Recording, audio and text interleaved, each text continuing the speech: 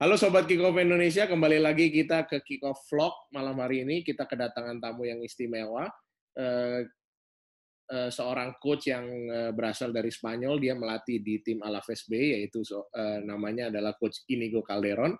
Beliau memiliki pengalaman yang cukup panjang di sepak bola. Sebelumnya dia juga lama bermain di Inggris, di klub Brighton Hove Albion, dan juga dia juga lama juga bermain di Liga India, sehingga pengalaman dia untuk berbagi ke Sobat Kickoff Indonesia malam hari ini akan sangat berguna. Dan karena beliau melatih di Alaves B, maka Coach Inigo nanti akan menjelaskan proses bagaimana seorang pemain atau calon pemain profesional bisa menuju ke tim utama dengan jalan melalui reserve team atau tim B. Good evening, Inigo. Hello, good evening, my friend. How are you? Oh, good. I understood something. I understood what something you say. You say Brighton, you say India, and Alaves B.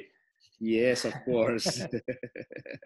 So how is everything there? Are you fit and healthy? Yes, I am healthy. Not too fit because being in lockdown is not the best for my body, but still healthy. Okay. So Inigo, tonight we are going to discuss regarding on the final path of the development, which is going to the first team through the reserve team or the B team. As far as I'm concerned, you are working in Alaves B team, which is also the final team before going to the first team.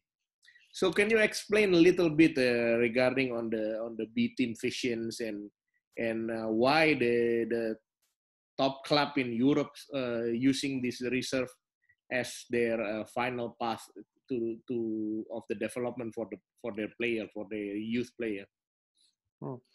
Well, I think you say quite perfectly. You see, like the final step. You know, when there are players finishing the youth levels when 18 years old, and the most of them they need, at least in Spain, they need 2-3 more years to keep growing up. Because, for example, in Argentina, when they are 18, they are already ready for the first teams. But here in Spain, at least, we consider the most of them they need 2-3 years to keep developing. So in the Alaves B or on the B teams, that's the place they can keep doing that. The particular thing we have in Spain, like we compete in same divisions than the rest of the teams. So I mean, we don't have a league with just reserves team, like for example they have in Argentina or they have in England. They play the reserve league. For me, I've been in both countries, and I think it's better in here in Spain because then it's more real football. You know, I think it's when you finish the youth levels, they need to see or they need to feel the real football. You know, that means that when you are going down or you are fighting for relegation, it's not the same when you are in the youth levels. You know, when you are in, for example, here in the third year, and you are nearly going down, you feel different things, and that gives them the reality of football, you know, because football is not, like I say, when you are 16, 17, 18, doesn't matter. Well, it doesn't matter now, but nearly doesn't matter if you lose a game. But when you are in the professional football, that matters, you know. So I think it's more that feeling about the reality of football, you know, the contracts, the pressure, the big stadiums, because at the same time when you play in youth teams, the stadiums, they're not even stadiums, you know, they are just football pitches with no people around. So here in Spain, they have that feeling, you know, the real football about everything, not just what happens inside the pitch. So you just mentioned earlier that in Spain you don't have this kind of reserve league. So in what kind of league you are playing, in what levels, and how it connected with the first team? Yeah, now this year we were in the third tier. In England, for example, it's called League One. Because last season we got promoted from the fourth division, and that's really important for the club to be in this division because is more real football comparing with the football you play in professional league, like the first and second division. So in this league, you are saying that you are not playing in the age group competitions, right? There are no age limitation at all, right? No. Usually in our teams we have a limit of their under 23s, but because of the reason that if they're under 23s, they can go up to the first team. If they're a bit, if they're older than that, they cannot go up and go down, you know. But that's the only reason. You can have whatever player you have, and that's the difference. Because like I told you, you know, in England they just play, you know, and to be fair, in Spain there were a few that they wanted to do like the reserves league as well. But for me, I think it should be a mistake.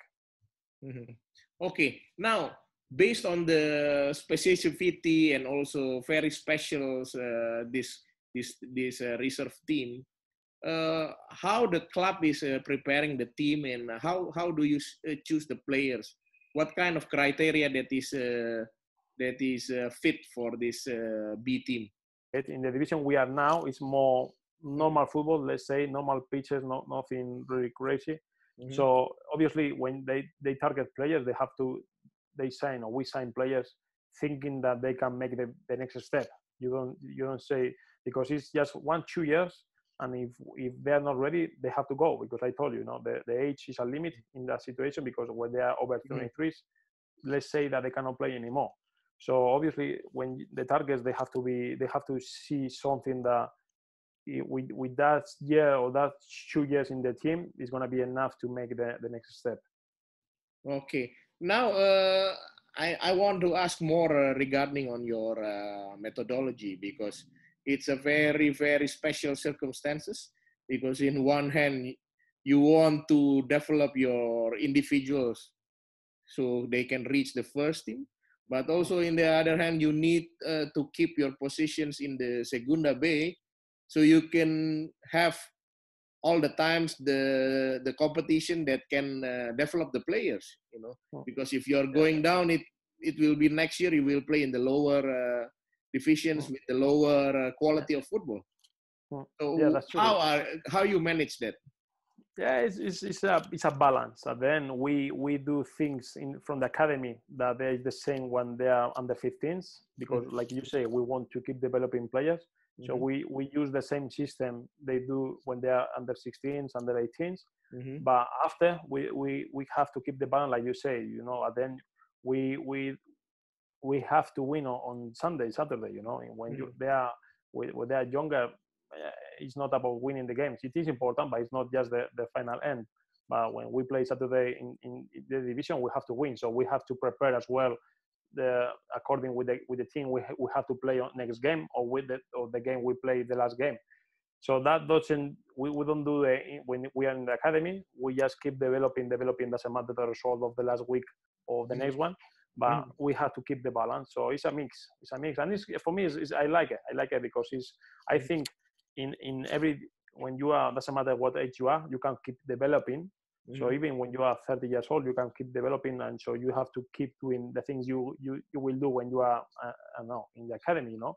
But at the same time, obviously, you have to do things that is more about the next game. You know, the small details that maybe you don't look that much when you are that young. So can you explain a little bit about the Alaves B identity, Alaves B game model and philosophy and game model? Okay, we like to be the, let's say, the owners of the game. You know, we want to impose our game. I think we are strong enough if we can keep a high tempo of football. We like to have the ball. We like to find the spare man, and from there try to progress on the pitch. And after, when we don't have the ball, we want to recover as soon as possible and as high as possible. We always try to make a high press. Sometimes it's risky because our defenders, they have to defend really, really far from our goal. But you know, we are a young team, and we like that. You know, we like that risk, and we like to feel that we are the ones we want to dictate the game. You know, and that high press means that we keep the high tempo during the whole game. So we don't like to sit back and wait and play counter-attack. You have to play sometimes, because you cannot do, you sometimes physically, or even the football, sometimes they put you in that deeper positions. But our idea is, without the ball, really high press, try to get the ball as high as possible, and try to keep it the most of the time in our position. Okay. Now it's about the training. how do you implement or how do you teach the philosophy and the concepts and all the game model to the players? How is your training methods and training methodologies? Well, the first thing I want is with the ball. Okay, so it doesn't matter that we want to keep a high tempo. We don't start running and doing sprints. We believe that we can train through small position games or whatever, always keeping a high tempo on them, and that's really, really important for us. Like I say, I think there's a couple of things that doesn't matter if you play in a small position games or you are playing the Sunday game. The big things of your model, they have to be in there, So that means the pressing after when you lose the ball, the high tempo moving the ball when you have it, the idea to find that spare man in the middle. That doesn't matter if you play in a 4-4 game or 8-8 or 11-11. That's the same thing, and with the same criteria, the same ideas in the whole week. That's why at the end we want to think that after is coming easier on the games on Saturday or Sunday. Okay, and how do you spread all these things into 1 week? I mean, from game to game, Sunday to Sunday. How do you spread your weeks? Well, there is something that we changed this year. Even the last year we changed a bit. For example, the next day after the game, that usually in Spain, or at least in my career, was a really easy session day. We try to do as well some exercises. Obviously, they're not going to be the same intensity because the players they played, 1 day ago. But we try to keep the same idea. For example, let's say a 7v7, just a position game with a spare man in the middle. Try to keep the ball. The defenders try to close one side to press better, because we always like to do the exercises with floaters. So that gives you always a superiority when you are in possession, and inferiority when you are defending. So that's why one of the ideas we have is to find the spare man I was talking about before. So always we try to play with one more man, in possession, and one less in defensive. That's why when you defend, you have to do the concept we have after we want to develop in the game. That is just to shuffle one side, to don't allow the team to feel the superiority. So you have to go one side and try to lock that side. So you give the chance the team to recover the ball, because you are equal, because you don't care anymore about the further man. So that's on Monday, for example. Obviously, after when the players they haven't played that much, they have to do something more. They maybe do 3v3 small side games, 4v4, depending on how many they are. And after, on 2 days after, usually on Tuesday, is a day off, completely day off. And Wednesday is just a quite intense day. Okay, we do small side games, small possessions, maximum 7v7, for example. 40 meters by 40 meters, something like that. The same, always the same idea. Trying, when you are in possession, try to keep moving, trying to progress, try to play the wide. You can play wide to go, to a front. Are you saying that's equal one or with floaters also? Always with floaters. Always. Usually is always one more when you are in the ball. If it can be 7v7 plus one, being a floater, or could be always 8v7 already, and try to generate the superiority and find that. Because one thing I would like to, that is something really common in all the teams, is that I try to find the spare man, and to find that spare man, we always want to create that, let's say, easier doing that. Obviously, in the future, when the teams develop, because it's been the first year in this with this idea, with this philosophy. So probably in the future, it's gonna progress to equal numbers. So you have to find a way to find the spare man, because then you play Saturday, Sunday, you play equal numbers, but still is the same, because when you play from the back, you always try to have one spare man. If they play with one striker front, you have spare man, and you need to find it. You need to find it. you have, for example, two center defenders against one striker. It's easier. The center defender has to step in with the ball. If they play with two strikers, you need to create a spare man, probably one midfielder or one of the fullbacks dropping in a bit, you know. And after up front is the same. You have to try to drop one of the strikers, for example, or try to come in one of the winger players. So the idea is the same. Always trying to find the spare man and progress from there. But at the moment, So, most of your exercise is always superiority in possessions, yeah? Yes. We probably, I told you, probably in the future when the teams they get all these things, and to make it more complicated, you develop to equal numbers. But sometimes, for example, for me the best exercise is a small side game, 4v4, for example, with two goalkeepers, okay, 5v5, whatever you call. You see the difference. You play equal numbers. What is going to happen?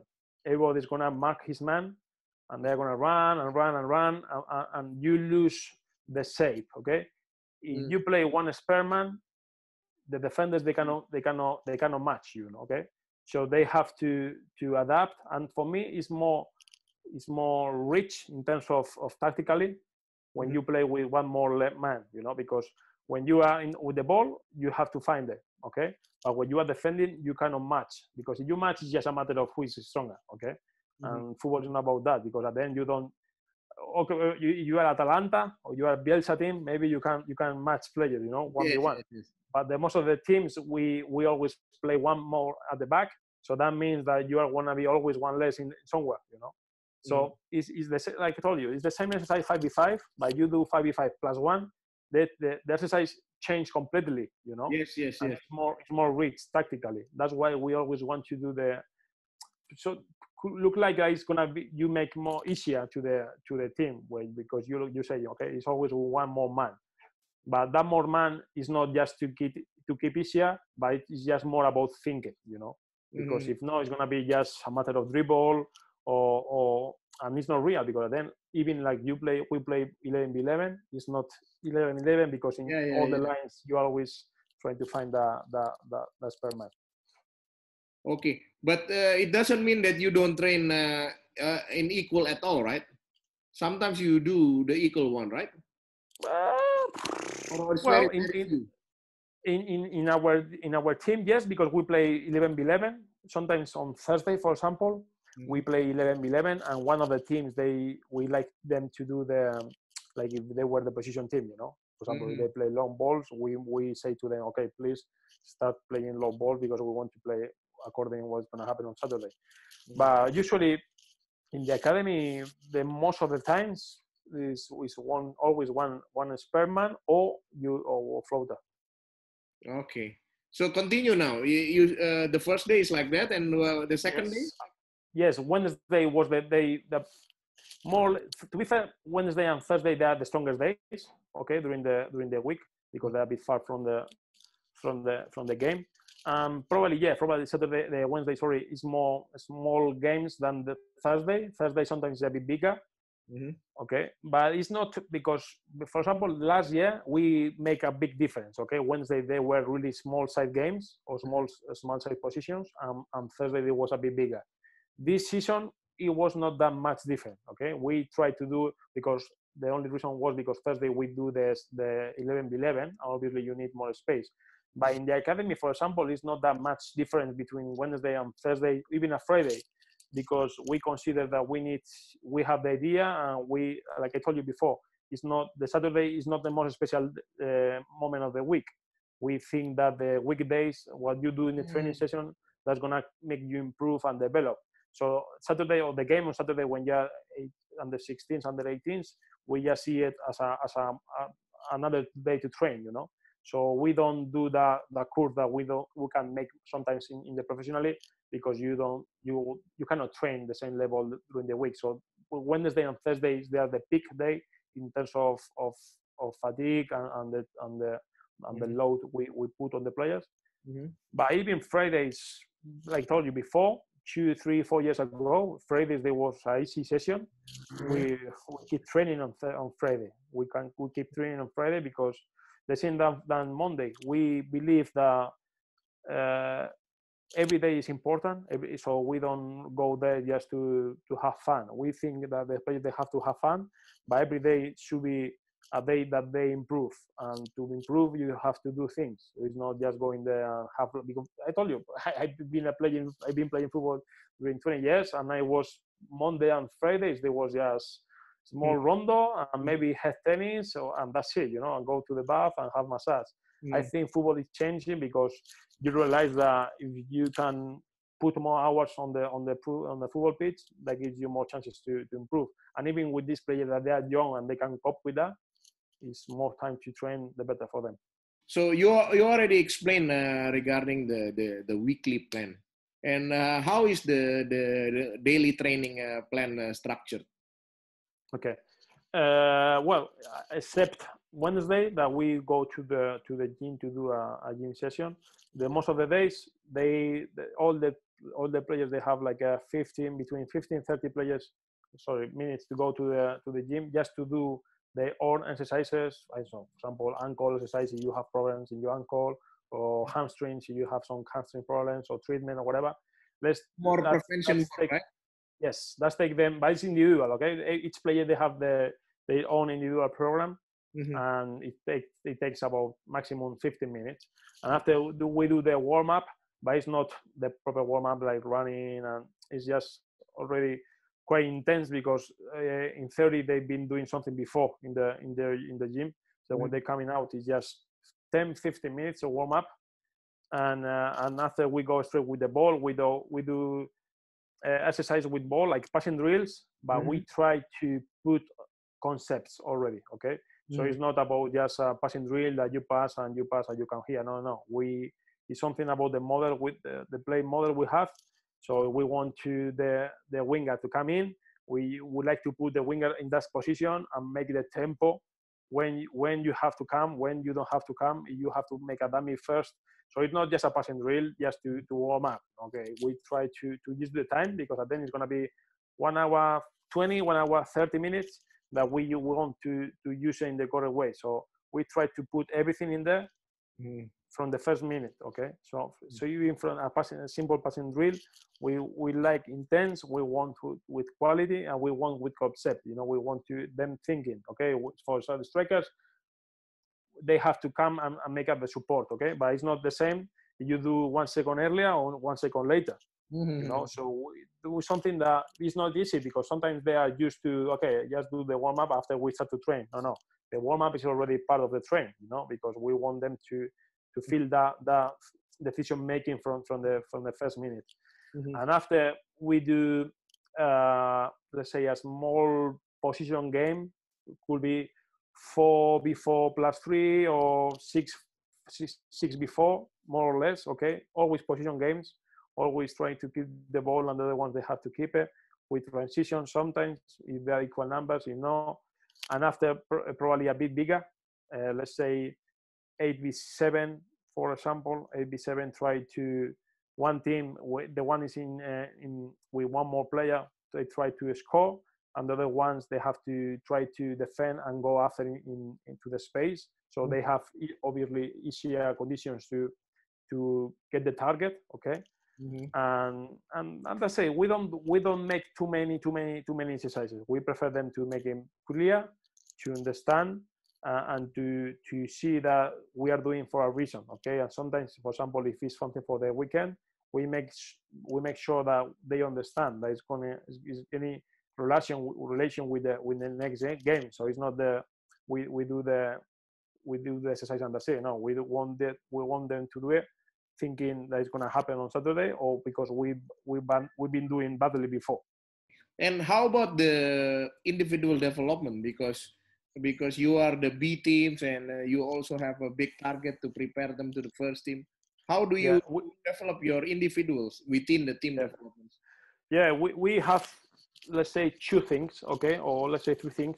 We like to do sometimes sessions just with one line. For example, the defenders, for example, or even sometimes it's Wednesday afternoon. We do just with defenders. The following Wednesday we do with the midfielders, and the next one with strikers. Or after the session we stay 10-15 minutes with any line, the defenders, the midfielders, any specific players. So we try to develop specific things on them. For example, I know finishing with the strikers, but we like to do it like a proper finishing, so it's not like just shooting from outside the box. We try to generate real situations, like a real crosses. So it's not just trying to score a goal. No, we want to do again. We try to generate real situations, and we do that around 10-15 minutes. And as well, we have like targets. Each player, they have the individual targets. So things that we discuss with them, things that they have to improve. I don't know, for example, the aerial battles, or the how you shoot with your left foot. So they themselves have to realize the target. They have to set the targets. So after the exercises, sometimes it's about the things they have to improve. So we give them feedback and try to evaluate if they're progressing or not. And after as well, from the club, there's a project called, how do you say in English? Like a personal projects, like potential players. So from the academy or from the board or whatever it is, they decide 3-4 players each week, and they try with them just one day, one coach with him. So it's like they see potential players, and let's say that they spend more time with them. Okay, so there's one coach in the academy that stay with them one day a week, and they show them some videos, they try to analyze, and they try to do the same, trying to improve that thing that we as a club, we think they can improve to make the next step. And that's something that they do in every team. So from the under 12, the club decides 2 or 3 players each week, and we spend more time with them trying to develop these players.